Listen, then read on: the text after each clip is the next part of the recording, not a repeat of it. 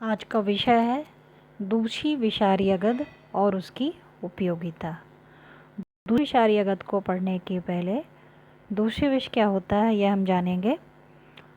दूषी विष की परिभाषा या दूषी विष का वर्णन आचार्य सुश्रुत, भागवत, चरक ने किया है। दूषी विष क्या होता है? यत् स्थावर जंगम कृत्रिमं व देहाद शेषम यद निर्गतम तत् जीर्ण विषग्न औषधिर्विहतम व दावाग्नि वातातप शोषितम व, अर्थात स्थावर जंगम या कृत्रिम विष जो शरीर से अपकर्षण के समय पूर्णतः निष्कासित नहीं हुए हों, अर्थात व्यक्ति ने कभी विष का सेवन किया हो और जब चिकित्सा की गई हो तो विष पूरी तरीके शरीर से बाहर ना निकला हो, उसका कुछ अंश शरीर में हो। जीर्ण विषग्न औषधिर्विहतम व दावाग्नि वात आतप शोषितम, या फिर जब विष की चिकित्सा की गई हो तो विषग्न चिकित्सा प्रक्रिया से या औषधियों के प्रयोग से वह विष जीर्ण हो गया हो, हीन बल वाला हो गया हो, लेकिन शरीर में उपस्थित हो।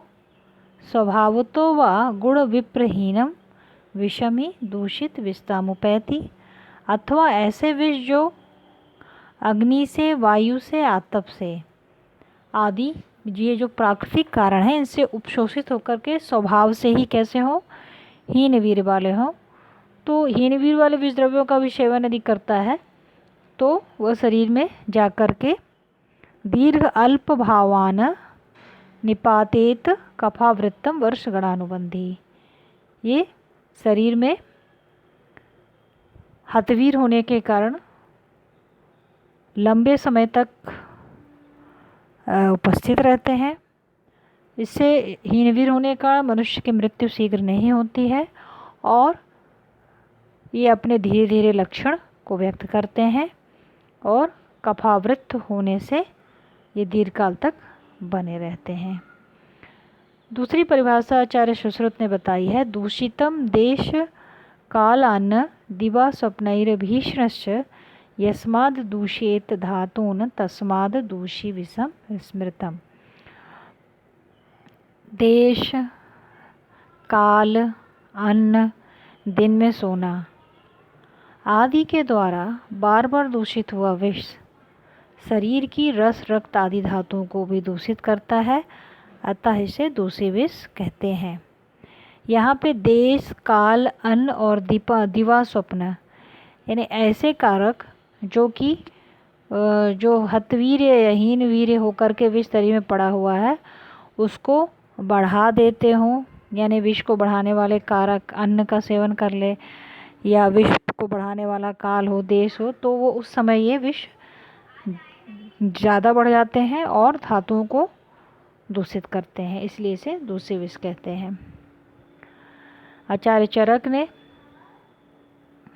दूषी विष के बारे में बताया है, दूषी विषम तु सोणित दुष्ट्यारु किटिभ कोठ लिंगम च विषम एकम दोषम संदूष्य हरत्य सूनवेवम।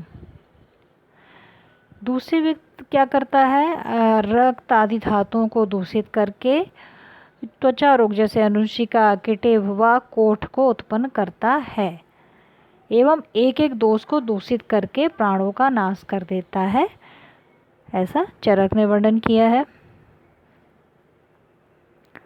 इसके बाद दूषी विषारी अगध। दूषी विष की चिकित्सा में दूषी विषारी अगध का वर्णन आया है। दूषी विषार्तम सुशून्य मूर्धन चाधश्च शोधितम पायेतागदम नित्यमिमं दूषी विषापहम पिप्पल्यो ध्यामकं मांसी शावरः परिपेलवं सुवर्चिका सूक्ष्मैला तोयम कनक गैरिकम छौद्रयुक्तो अगधः दूषी विषमम उपहति नामना दूषी विषारस्तु न चान्यत्रापि वारेत। ये आचार्य सुश्रुत ने कल्पस्थान 2 में 50-52 का श्लोक है, दूसरी विषारी अगध को वर्णन किया है। आचार्य सुश्रुत कहते हैं कि दूसरी विष यदि पीड़ित रोगी है तो उसका स्वेदन करने के पश्चात वमन और विरेचन, ऊर्ध्वम अधश्च, वमन विरेचन के द्वारा जब शरीर का शोधन हो जाए उसके पश्चात उसे दूषी विषहर अगध का नित्यपान कराना चाहिए। अब इस अगध में आचार्य सुश्रुत ने जो घटक बताए हैं, इसमें 9 घटक द्रव्य बताए हैं। आचार्य बागभट्ट ने दूसरी विषारी अगध में 12 घटक द्रव्य बताए हैं। तो आचार्य सुश्रुत के और आचार्य बागभट्ट के घटक द्रव्य में घटक आचार्य सुश्रुत के 9 है, बागभट्ट के 12 है। उसमें कुछ अंतर है जो आगे आएगा। तो पिप्पली, ध्यामक, इसे कत्रण कहा गया है, जटामांसी, रौद्र, परिपेलव, केवटीमोथा, सुवर्चिका। यहाँ पे जो सुवर्चिका है जो यहाँ पे लवण लिया गया है, सॉल्ट के लिए लिया गया है। सॉल्ट, छोटी इलायची, तोय, सुगंध बाला भी इसको कहते हैं, स्वर्णगैरिक। इनको मधु में मिला करके प्रयोग करने से यह दूसरी विष का नाश करता है। और इन्होंने कहा है कि इस अगध को अन्यत्र भी प्रयोग कर सकते हैं। तो जो घटक द्रव्य आए हैं, जैसे पिप्पली है, पिप्पली का बॉटनिकल नेम है पाइपर लॉन्गम। ध्यामक, सिम्बोपोगोन साइट्रस। जटामांसी, नार्डो स्टिकनस जटामांसी। लोध्र, सिम्प्लोकोकस रेसिमोसा, एला एलेटेरिया, कोडमम। सुवर्चिका, साल्पेटर, कुटनट्टम, ओरोक्सिलम इंडिकम। नतम, बेलिरेनिया वल्चाई। कुष्ठ, सौसेरिया लेप्पा। एस्टीमधु, ग्लिसिराइजा ग्लैब्रा। चंदन, फैंटम एल्बम। गैरिक, रेड ओकर। केवटीमोथा, साइप्रस रोटंडस। अब इसको याद करने का ट्रिक कि हम कैसे याद रखेंगे दूसरी विषारी अगध। तो आचार्य सुश्रुत के जो इंग्रेडिएंट हैं 9, उसको याद करने के लिए पिप्पली ध्यान से जटारोप, सुवर्चिका, सोना, इला, तोय आए हैं। पिप्पली ध्यान से, पिप्पली से तो पिप्पली हो जाएगा, ध्यान से ध्यामक हो जाएगा, कत्रण, जटा से जटामांसी, और रो से रौद्र, और पा से परिपेला। वैसे 5 इंग्रेडिएंट हो गए। पिप्पली, ध्यान से ध्यामक, जटामांसी, रौद्र और परिपेलव। इसके बाद सुवर्चिका, सोना गैरू यानी स्वर्णगैरिक, एला छोटी इलायची, और तोय सुगंध वाला आए हैं। तो ये हमें इस ट्रिक से याद हो जाएगा।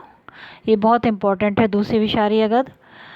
प्रैक्टिस में भी आजकल दूसरी विषारी अगध का प्रयोग किया जा रहा है। इस पर बहुत से रिसर्च वर्क हुए हैं और प्रमाणित भी हुए हैं।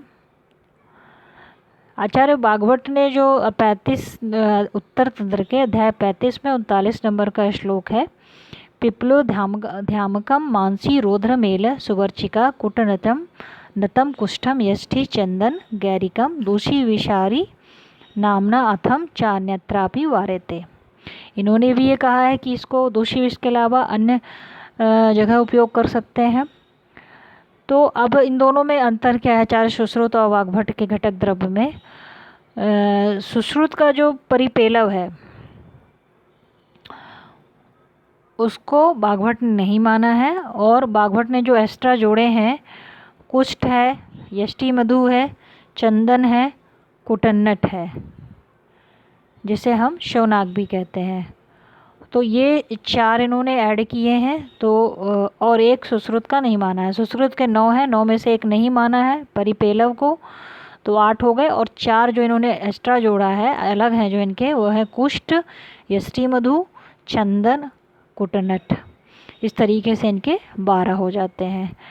अब इसकी उपयोगिता क्या है? दूषी विषारी अगध का उपयोग दूषी विष में होगा, अन्य विष में भी इसका उपयोग कर सकते हैं। इसके अलावा वर्तमान परिप्रेक्ष्य में त्वचा रोगों में भी जैसे किटिव कोट, मंडल कुष्ठ आदि में दूषी विषारी गंध के अच्छे रिजल्ट हैं और इसका उपयोग हो रहा है। पिपली, ध्यामक, पिपली सुश्रुत बागवट दोनों ने माना, ध्यामक सुश्रुत बागवट दोनों ने माना, जटामांसी सुश्रुत बागवट, रौद्र दोनों ने माना है, परिपेलव सुश्रुत ने माना है, बागवट ने नहीं माना, सुवर्चिका दोनों ने माना है, सोनागेरु सुश्रुत बागवट दोनों ने, छोटी इलायची सुश्रुत बागवट दोनों ने, तोय सुश्रुत बागवट दोनों ने, कुटनटम सिर्फ बागवट ने माना है, यष्टि मधु बागवट ने माना, चंदन बागवट ने माना है और कुष्ठ बागवट ने माना है। Thank you so much, keep watching.